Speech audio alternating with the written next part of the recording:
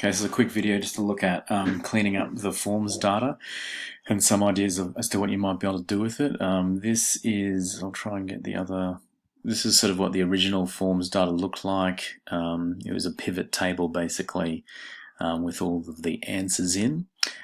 Kate and I cleaned it up to get a little bit more like this. I'm not sure why that won't go away.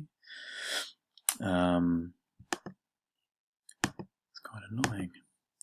There it is gone. Okay, and so we cleaned it up so that it looked like this, where we changed all of the answers to zeros and ones. In the future, I think what I would do is name the questions with the level and skill group that it refers to. So, for example, we designed all of our questions around this process rubric, which basically had understanding of persuasive techniques, application of them, and then audience engagement. And you can see that we're using that same sort of numbering system. So 1.1 is the skill group, and here are our points, point 1, point 2, point 3, and point 4. And Kate designed questions around each of these levels. So I think in future, when we have a question, we'll actually put the skill point in front of the question. Just makes it a lot quicker later on to actually work out what level each question was trying to assess the student's point of need at, or what they can actually do. Here's a further cleanup in terms of students, total number of questions they got right, and then the questions themselves in order. To make it nice and clean, I just put the skill point numbers there, and then staff can just click on the cell and it tells them what the question actually was. To do that, you go to data. Now I'm on a Mac here, so it might be a little bit different on your PC version, but you go to the data tab, you go to validate, and in validate you find the thing that says input message, and then you just type in the title being the skill group thing and then the actual question itself. That way people can just click there and they can see what the question was. This here is literally just this table copied across and pasted like this and I've just sort of formatted it so that it's quite small, and then I've used just the conditional formatting, put a new rule in saying if it's a 0 red, if it's 1 green. I then did a sum across the row to devise a total so that I could group the students, so from highest number of scores down to lowest number of scores.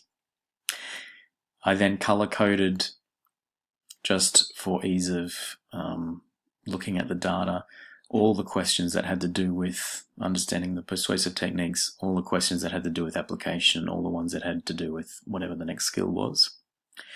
Down here is a little thing that I do that helps you more quickly pinpoint the skills that need work. So what you do is you're basically adding up all of the ones, or you're just adding up the numbers in this column, which is done through this formula here. So sum L2 to L22, and then you're dividing that by the number of students. Now, you can either just type in the number of students there, or you can use a count A formula that just counts whatever, if there's text in these rows here. So that's just a way to quickly copy and paste that formula across all the tabs, as opposed to having to look up what each class's number of students is. So you can see very quickly, okay, this class here, 33%, we're able to achieve this one, which is about looking for statistics, so obviously I need to work on that. So how did I get it all to ones and zeros? Basically, what we did is we devised a little key in that we said what the correct answers were, and we pasted exactly what the text for the correct answer was here, just so it was easy to find. So the answer to the first question was repetition. So we copied and pasted it there. And what we did is, in the developer tab, I wrote a little macro which looks like this.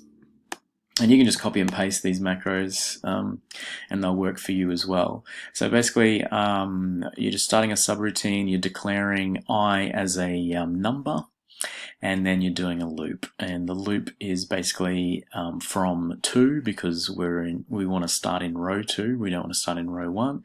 And we're going to go to the last row, which for this thing happens to be 154. So there's 154 rows of data in this. I love using this. Okay, so it's just going to loop from 2 to 154. Then we're going to say if a certain cell equals the correct answer, then that cell will be 1. If it's not the correct answer, if it's something else, then it's 0. And if, go to the next one. And that's the loop that you use. So basically, I will go back there and explain a little bit more detail how it works.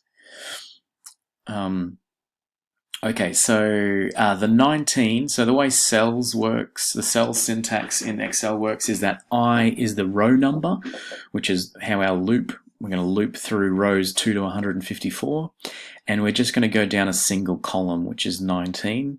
So it's actually a column ages away, but basically you're just counting. So this would be column 1, column 2, column 3, column 4, etc. Okay, so I can't remember off the top of my head what column 19 is. It's probably M or N or something. And that's pretty much it. Then you press play and it will basically go through and put 1s and 0s where the correct answer is.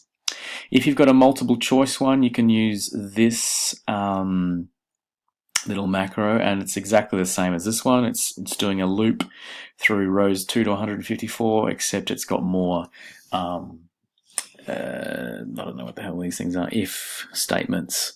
So if the cell contains fashion lovers, then if it contains animal lovers and fashion lovers, then 1. If it contains animal lovers, then 1. Anything else, 0. So that's how that works.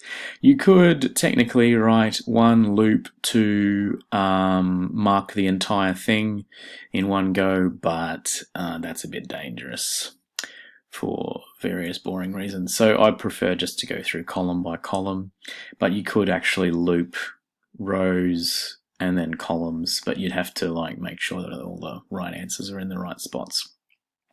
There's a little macro to help, and what else did I do? That's pretty much it. The only other thing that we learned from doing this, we had some questions that were text, and we all sat down and marked them one afternoon. So they were they actually had to write little paragraphs or little ads. And what we did is we printed all this out, and then people just put 1s and 0s next to them. And we realized in hindsight that was a silly idea. We should have just put this Excel spreadsheet up on OneDrive and given people sections to just mark by making it 1 or 0 straight away, because it was basically double handling. That's pretty much it in terms of what we learned. So yeah, I'd love to hear what you guys have done.